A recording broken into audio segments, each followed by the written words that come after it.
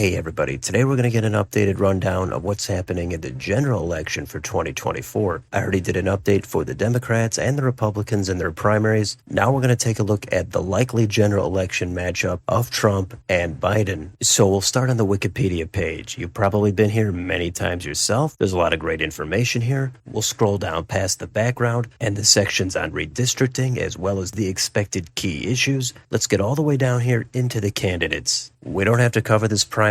Whether you love him or hate him, we're going to assume it is Biden. And down here past all of these Republican candidates, we're also going to assume, love him or hate him, that it is Donald Trump. And we've got more than a year, which means a lot can and will change, and predictions are not going to have too much confidence at this point. Now, in addition to Biden and Trump, there's also going to be third-party candidates. So if we look at that page, we could scroll down. We've got the Libertarian Party. They're going to have their own primary. We'll see what happens. Then down here, we've got the Green Party. I've heard a lot more about this than the Libertarian Party. Cornel West, he still has to win his primary. There's a lot of discussion about him taking away votes from Biden. We'll come back to that later on. The Libertarian Party has better ballot access than the Green Party. So personally, I think the Libertarian Party should be the bigger third-party factor than the Green Party. Usually people think the Libertarians take away votes from the Republicans. That's always going to be up for debate. I think they would take away more from the Republicans than the Democrats, just like I would expect the Green Party to take away more from the Democrats than the Republicans. But it's also hard to say how many of those voters would actually just stay home and not vote at all if they could not vote third party. But there's always under the radar lawsuits about ballot access. Generally, Democrats don't want to see the Green Party get on the ballot, but I'm sure they're all for the Libertarian Party getting on. Republicans, if they were going to say anything, they would say the opposite, and that's what happens in politics. A lot of people love third party candidates as long as it's going to hurt the other party. So Libertarian and Green Party, they're the two most notable third parties, but there's other ones out there. Plus, we have to see what happens with no labels. Again, that's another one Democrats don't want to see get on the ballot. Unless it would help their side, then they're going to be all for it. We'll get more of the polling later on. But first, here's the election forecast for the competitive states. The days of Ohio and Florida being the crucial swing states, those are over. And it's pretty much expected to come down to Arizona, Georgia, Nevada, Pennsylvania, and Wisconsin, with some potential for Michigan or North Carolina. Other states like New Hampshire, Texas, Colorado, Virginia, those are not really expected to be in the conversation unless, of course, things change. So what do voters think? Here's an AP article about age. It's a bigger problem for Biden. 77% think Biden is too old to effectively serve another 4-year term. 22% say no. Even with Democrats, 69% say yes. Only 30% say no. With Trump, it's pretty much an even split. 51 say yes, 49 no.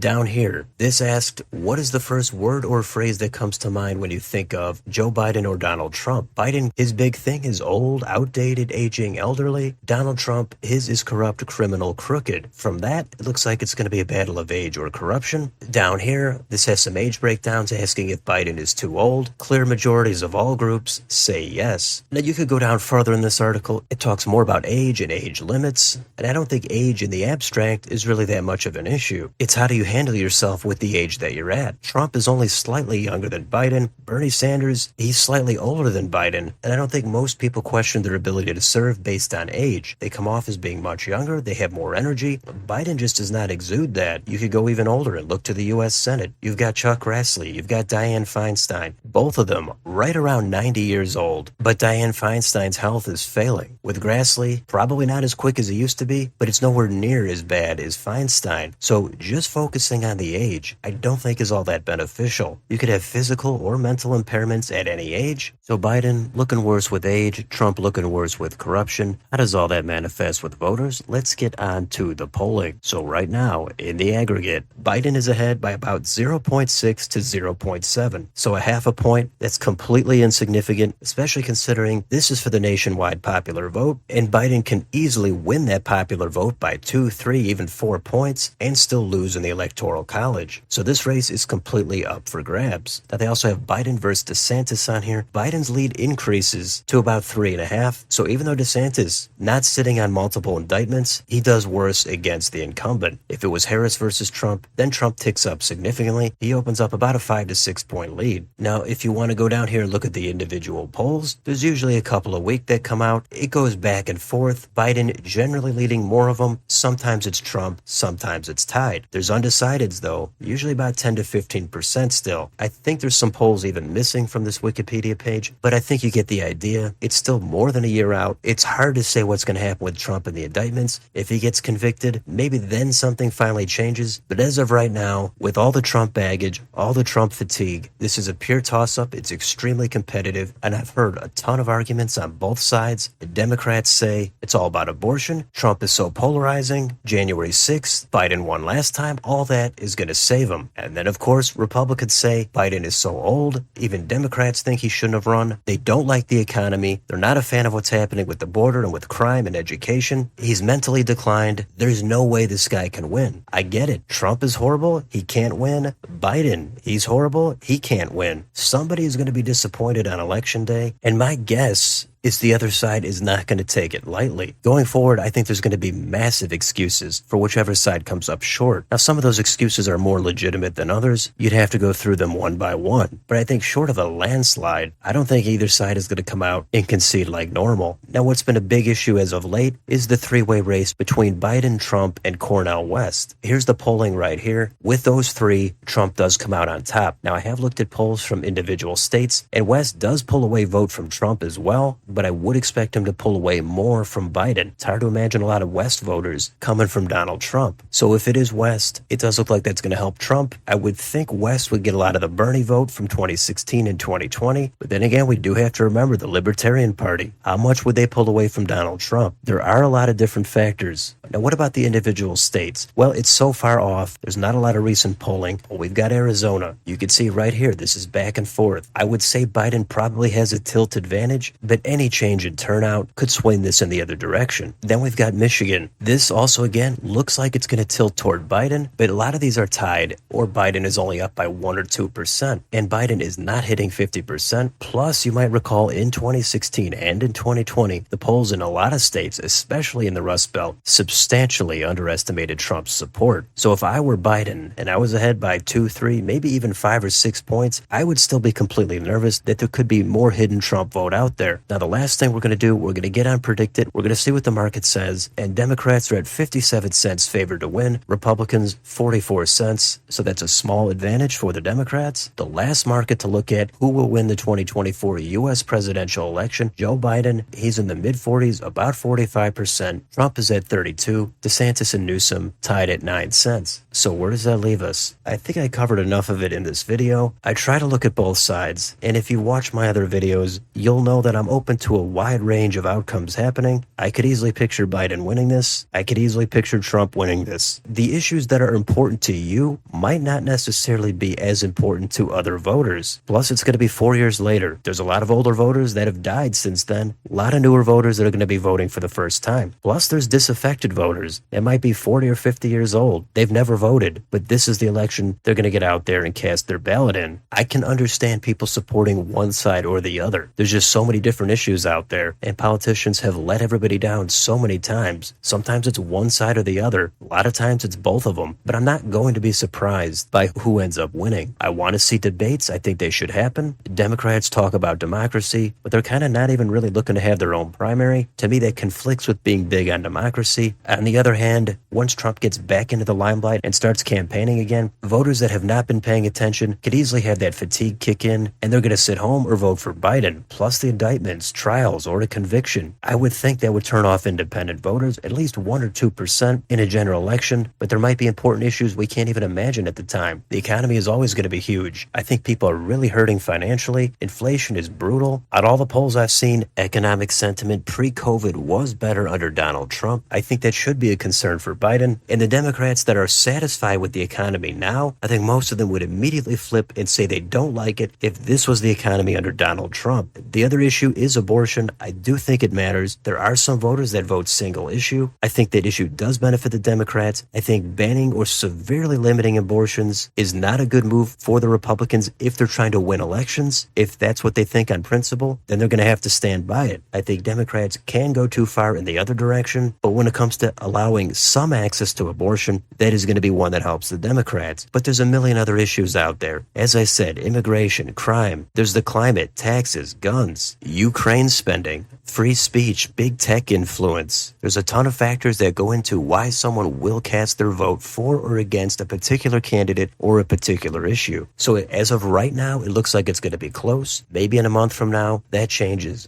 Then maybe it changes back. I'm just trying to follow what happens and provide a little bit of commentary. You're going to have your own take. That's great. Let me know in the comments, what is that take? Do you agree this is going to be close? Or do you think Trump has no chance? Do you think Biden has no chance? What issues do you think are going to matter? How do you view this election? Let me know down below. On your way out, don't forget to like, share, and subscribe. Join if you'd like to support the channel. Thank you for watching, and I'll see you on the next video.